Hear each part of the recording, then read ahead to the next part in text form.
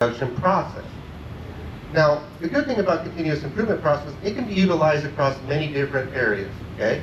Safety, quality, production, shipping, production control, even human resources, right? Sometimes we get thinking that continuous improvement is just to make a machine run better, right? But there's a lot of other processes we do in a production facility that are not making the machine run, right? Management, same thing. This can be used throughout all these different facets. Interesting enough, we all use continuous improvement techniques every day to improve our lives. We do this actually a lot of times without thinking, right? Man, the first time you ever bought a house, you start mowing your grass, right? Probably took you 3 hours to mow your grass and weed eat and everything like that. But what'd you decide? Man, that is way too much long. I'm doing this, I can't sit in the pool in the afternoon, right? So over time, you revamped how you mowed it, the different ways you went, the processes, and you decrease it, becoming a more efficient process. It's the same thing. We do this every day in our daily lives. All we need to do is to apply this to our work in an organized and structured way. This will enable us to analyze the results of the changes we made to see if they were effective. The big thing about continuous improvement processes, you do want to make a change, but you want to collect the data after you make the change to really see if it's effective. A lot of times we can be biased or we can have an idea and we think it's helping, right? Well, it can be helping in one area and taking away from another. That's where the data comes in. You look at the data and then you get a real live picture of has it been effective, and then you implement it. But when we implement an improvement process, there are a couple of guidelines we need to follow, right? First is get approval before implementing changes, right? Man, if you have an idea, go to your team leader, go to your supervisor, your manager, and say, hey man, I think this might work, let's give this a shot. Just don't go out and do it by yourself. One, because then nobody's aware of the change you have made, and you can have negative effects also. And then everybody's on the same page. And the more people we have looking at an issue, coming up with an improvement, the better chance we have actually making an improvement. The other thing is do not bypass any safety or quality procedures, right?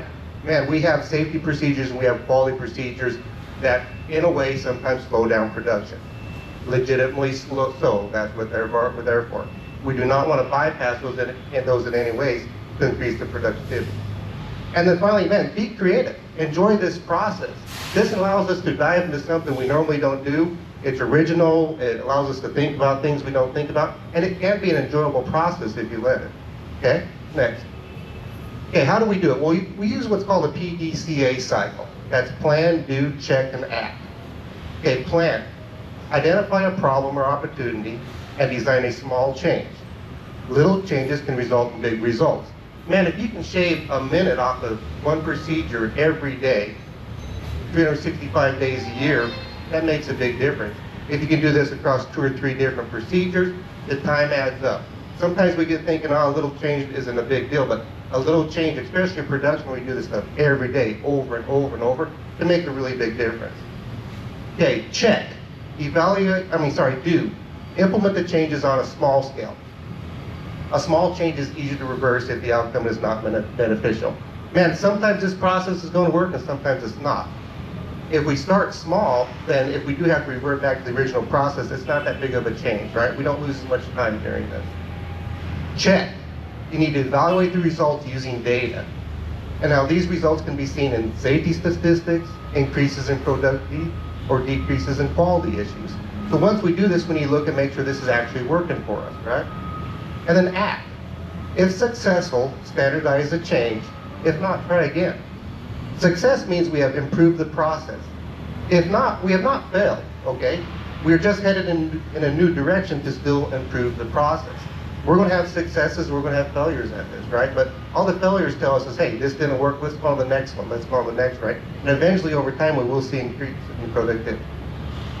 All in all, this process helps organizations analyze performance, identify opportunities, and refine their operations over time, leading to better efficiency and quality. All right? So hey, just remember, when we start doing this, we do this every day, right? We all have the basic ability to do continuous improvement processes, right? We just need to do it in our structure with help of our co-workers, and we need to analyze the data and see if we're actually getting improvements or not, and then we implement it. And over time, this, in theory, will allow us to increase our productivity, decrease our safety issues, increase our quality, and that's really what we're here for, right? Because if we can do all that, then guess what? We spend less time here, right? We get the same done, and we go home and we enjoy our families on the weekend and our off time. Okay? All right? Any questions? All right, thanks. Good job.